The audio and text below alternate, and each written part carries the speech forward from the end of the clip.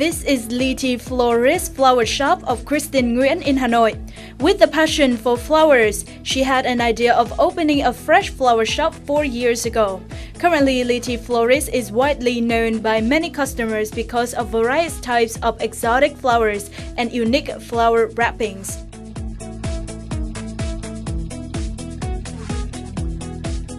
Trước đây thì mình làm bên lĩnh vực ngân hàng. Thế thì sau đó thì mình yêu hoa quá và mình thường xuyên mua hoa về nhà tự bó. Thế thì những tác phẩm của mình mang đi tặng bạn bè mọi người rất là thích. Thế đầu tiên nữa là xong thì mình sẽ bó giúp mọi người để tặng các bạn bè của họ. Và mọi người đều rất là thích. Và cuối cùng mình cũng nghĩ đến việc là tại sao mình không mở một cửa hàng hoa để thỏa mãn cái đam mê về hoa của mình. Sau 4 năm thì bây giờ mình có Liti Florist như ngày hôm nay. Mình nghĩ là nó rất là tiềm năng và một thị trường khá là còn nhiều cơ hội cho các doanh nghiệp. Bởi vì bạn thấy đấy, với mọi sự kiện của mình trong cuộc đời thì đều cần đến hoa. Một em bé vừa sinh ra đời hay là một người vừa tốt nghiệp đại học, đến khi bạn trưởng thành, bạn kết hôn, ngày cưới của bạn không thể thiếu hoa. Liti Florist is one of the typical women entrepreneurships in Vietnam. Recently, the number of startup models by women is increasing, according to research of some leading German universities in 44 countries. Vietnam ranked 7th among the countries with the highest entrepreneurial spirit. Also, Vietnam is the third country with the largest number of startups in Southeast Asia, led by Indonesia and Singapore. This shows the potential for startup models in general and women startup in particular. Let's find out more about the development of women entrepreneurship models through the conversations with our guest today and explore a startup model of a young businesswoman in Hanoi.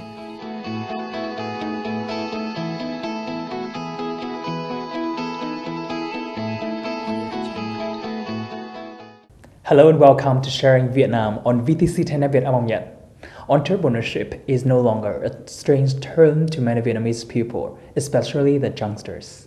But it will be a mistake if we don't mention the women entrepreneurship. So in our program today, we'll talk about that topic with Mr. BUNDIK, Vice Chairman of the Central and Eastern European Chamber of Commerce in Vietnam. Thank you, Mr. BUNDIK, for joining our program today. First of all, talking to entrepreneurship, people may think of men or male entrepreneurs, especially the youngsters. But nowadays, many women in Vietnam and even in other countries around the world have proved their own capability and start their own business.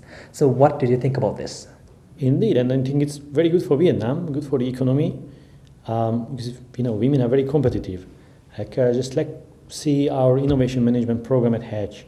I think around half of the teams we work with, at least one of the co-founders are a young lady. Because in this generation, they take the risk. They would like to do new things. They would like to set up their own business. And it doesn't make sense you are male or female. If you take the risk and you have a great idea and you can work a lot, you can be very successful.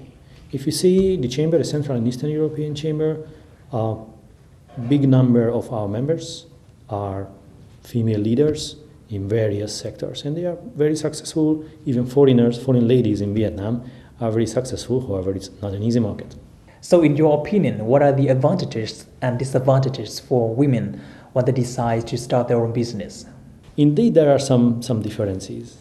When you set up a business, you have to take risk, and traditionally, ladies are not risk takers as much as male. Once you set up a new company, you have to take some risk for sure. And the other way around, they are more careful, so they listen more. Once we talk to a young male entrepreneur, most of the time they have a lot of self-confidence. They know things much better than the advisors. So sometimes it takes too much time or so much time to convince them to take the advices.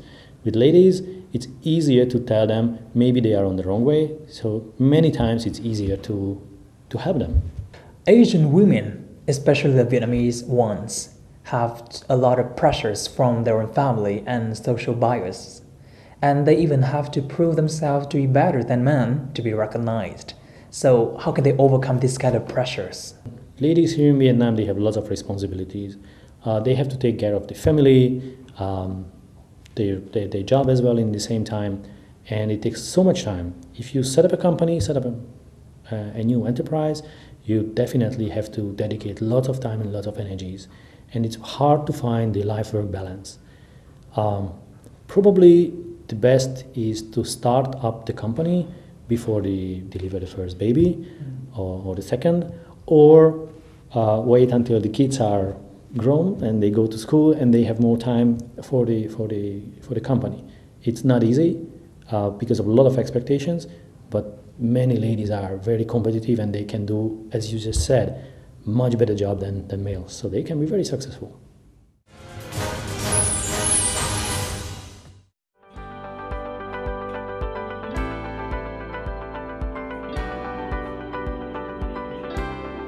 Anh Ngọc, a 25-year-old girl who is the co-founder of Hatch startup program in Hanoi.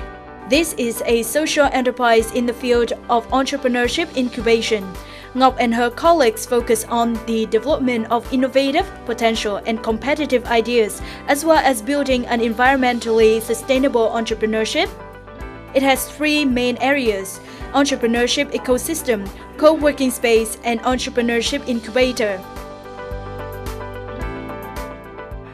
3 years ago, not many people understanding about like having a new businesses, or even we do not have enough vocabulary like startup ecosystem, entrepreneurship, or some other things.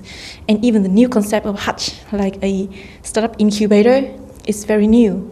So we have to like cope with those kind of difficulties. And when we pitch our business, like startup pitch their products right now, not many people like can think that model will work here in Vietnam. So, and also at that time, like we have received some kind of good resources and also good practice from the US. And you see right now, the government, the media, and other kind of private and public associations and organizations are hand in hand supporting the entrepreneurs and the ecosystem.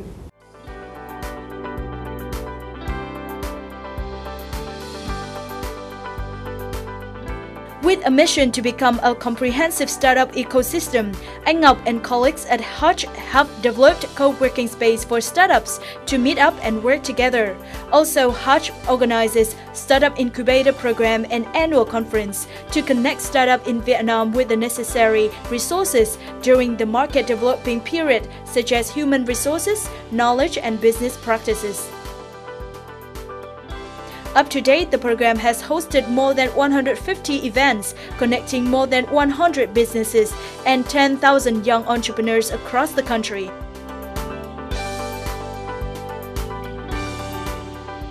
Actually, the women entrepreneurs are very like strong and also admirable. They have like duties at home, they have duties with their families, but they still fulfill their responsibilities for the business, for their work. So, and at Hatch, we also like empower. We want to empower and we want to support more women entrepreneurs to work. Apart from the examples of Vũ Anh Ngọc with Hatch and Kristen Nguyen with Litty Florist, there are also many other outstanding Vietnamese women entrepreneurs like Đào Chi Anh with The Coffee or Trần Thị Thùy Trang with Domino Education Company. This once again proves the fact that Vietnamese women and female entrepreneurs can be successful in any business. In today's business environment, men still make up the majority of leaders and entrepreneurs. Therefore, these women entrepreneurships will be a motivation for others who also have startup ideas. At the same time, the development of women entrepreneurship also promotes gender balance in business management and general economic development in Vietnam.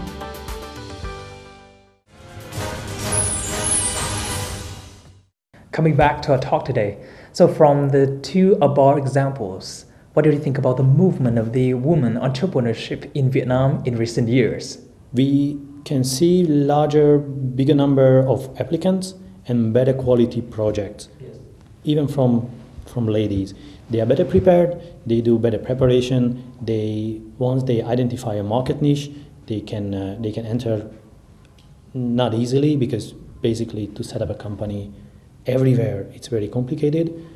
These are very good examples. They identify a good market niche, they took the risk, and they started their enterprises, and they're already successful.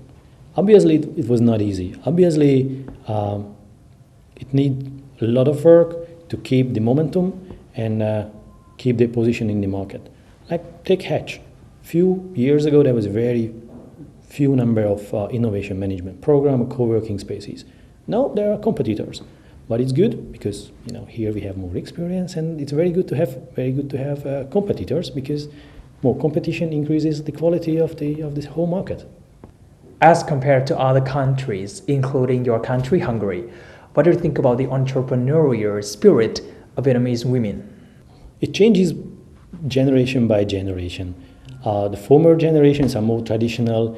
They follow the traditional model, stay at home, take care of the family, and many of them even don't they have a job, because it was the model, it was the lifestyle. Now it's changing. The young generation, many of them are graduated abroad.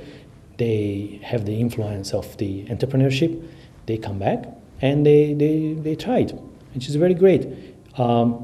It increases the competitiveness of Vietnam in general. It helps them to be, even later on, help the husband or the family, because they have more experience in doing business. As I know that the Women Entrepreneurs Forum are formed in Hanoi and Ho Chi Minh City of Vietnam. So what do you think about the idea of creating a forum for all the female and women entrepreneurs to meet up and share their own ideas? I think it's a very good initiative because, as we just said before, there are some specific issues for ladies to doing business, and experienced ladies can help the newcomers to overcome the difficulties. One of the biggest challenges is this work-life balance, and with experience, show the techniques and solutions and share the experience. It's very good for the newcomers, and also sometimes even the successful ladies can learn from the fresh startuppers. So, as an experienced startup owners and business leader, what do you want to say to encourage Vietnamese female and women entrepreneurs? Probably the best advice is, like for all the other startuppers, never give up. In the beginning, family will make a huge pressure on them. Why don't you go to a stable job? Why don't you join a bank or a state-owned company, have something stable income, which is somewhat relevant. But if you don't take the risk, if you never try, you never know. Maybe you can have even better life if you are a successful entrepreneur. So take the risk, never give up, and be a little bit stubborn at least to try. Right. So what can we do in terms of strategy and policies to help the Vietnamese women entrepreneurs? Culture here supports more males, right? Encourage the young generation, both male and female, try it, have the experience, try new things, try to set up the company. And many of them fails, because this is the nature of this kind of job, this kind of startup area. Many companies fail, it's normal. But once somebody fails, encourage them to start again. Learn from the mistake, start again, next time with more experience, with more knowledge. Maybe you can do it better. That can be the best you can do for young entrepreneurs. Thank you so much for sharing. And that is the end of our program, Sharing Vietnam, for today.